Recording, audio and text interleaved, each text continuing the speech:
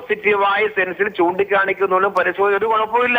ഒന്നോ രണ്ടോ സംഭവത്തെ മുൻനിർത്തിയിട്ട് നമ്മുടെ ആരോഗ്യ മേഖല മൊത്തം ചില്ലുകൊട്ടാരം പോലെ വീണുടഞ്ഞു പോയിരിക്കുകയാണ് എന്ന് പറയുന്നത് മാത്രമേ പറയുന്നുള്ളൂ.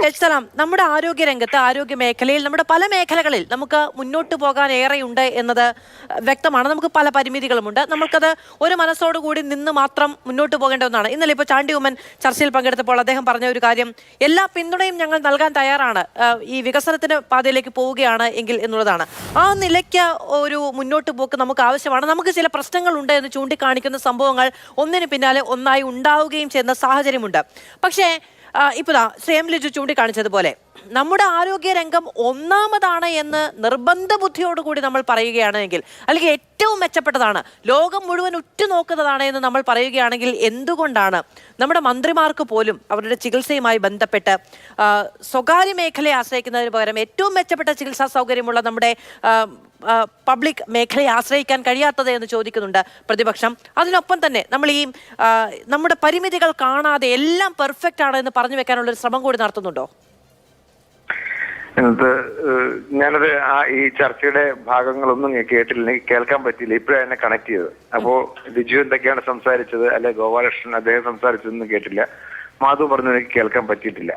അപ്പൊ അതുകൊണ്ട് അവർ പറഞ്ഞതിന്റെ പ്രേക്ഷകർ അവർ പറഞ്ഞ് കേട്ടു, ഞാൻ പറയുമ്പോൾ അതുപോലെ ഒരു കണക്റ്റഡ് ആയിട്ട് ചിലപ്പോ കേൾക്കണമെന്നില്ല. ഞാനത് മനസ്സിലാക്കാത്തതുകൊണ്ട് ഇപ്പോ മാധു പറഞ്ഞു വെച്ചിട്ട് ഞാൻ പറയുകയാണ്, ഇപ്പൊ കേരളത്തിലെ ആരോഗ്യ മേഖല ഇന്ത്യൻ സംസ്ഥാനങ്ങളിൽ ഏറ്റവും അവസാനത്തതാണ് എന്ന് പറഞ്ഞാൽ ഗോപാലകൃഷ്ണനും ലിജുവിനും എന്താ പറയാ ഹൃദ്യമാകുമെന്ന് തന്നെ ഞാൻ വിചാരിക്കുകയാണ്. അങ്ങനെ പറയണമെന്നാണോ?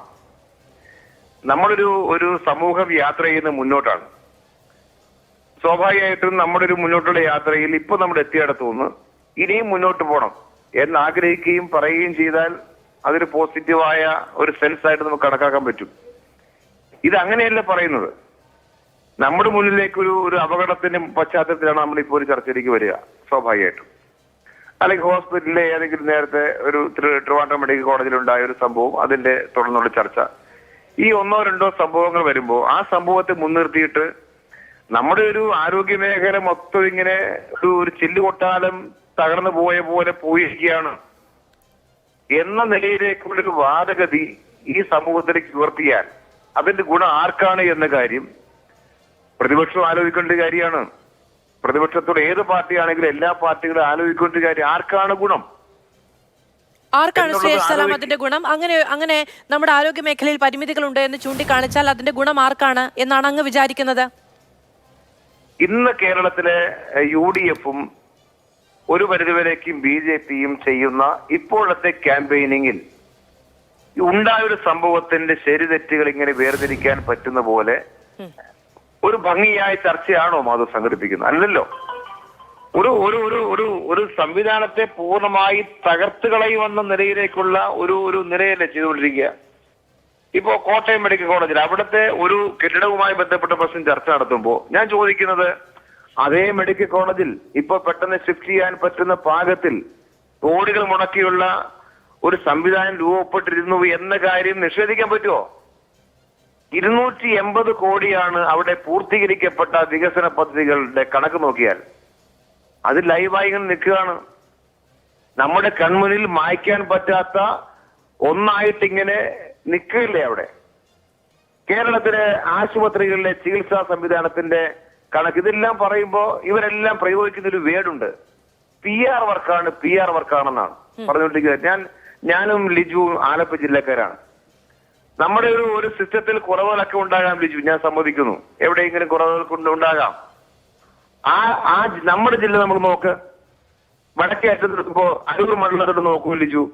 തുറവൂർ താലൂക്ക് ആശുപത്രി, ചേർത്തല താലൂക്ക് ആശുപത്രി, ആലപ്പുഴ ജനറൽ ആശുപത്രി, Vandanam medical college, Kayamkulam government ആശുപത്രി, മാവേലിക്കര ജില്ലാ ആശുപത്രി, ചെങ്ങന്നൂർ ജില്ലാ ആശുപത്രി, കുട്ടനാട് പുളിങ്കുന്ന് ജില്ലാ ആശുപത്രി.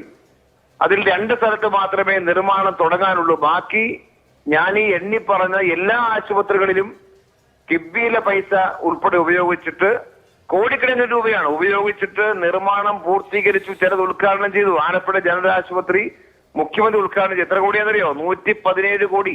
ആലപ്പുഴ നഗരത്തിൽ, എന്റെ മണ്ഡലത്തിലാണ്. ശ്രീ എച്ച് സലാം, അവിടെ അങ്ങ് പുതിയ ശ്രീ എം ലിജുവിനെ കൂടി വിശ്വാസത്തിൽ എടുത്തുകൊണ്ട് എണ്ണി പറഞ്ഞ ആശുപത്രികളിൽ ഒന്നിന്റെ പേര് കായംകുളം താലൂക്ക് ആശുപത്രിയാണ്. കഴിഞ്ഞ ദിവസം അവിടെ രോഗികളെ പരിശോധിച്ചത് മൊബൈൽ വെട്ടത്തിന്റെ സഹായത്തോടു കൂടിയാണ്. ഇവിടെ മൊബൈൽ ടോർച്ച് വെട്ടത്തിന്റെ ഒരു നിമിഷം വൈദ്യുതി മുടങ്ങിയതിനെ തുടർന്നാണ് OP-യിൽ രോഗികളെ മൊബൈലിന്റെ വെളിച്ചത്തിൽ പരിശോധിച്ചത്. അവിടെ ലക്ഷക്കണക്കിന് രൂപ മുടക്കി വാങ്ങി വെച്ചിരിക്കുന്ന ജനറേറ്റർ പ്രവർത്തനരഹിതമാണ്.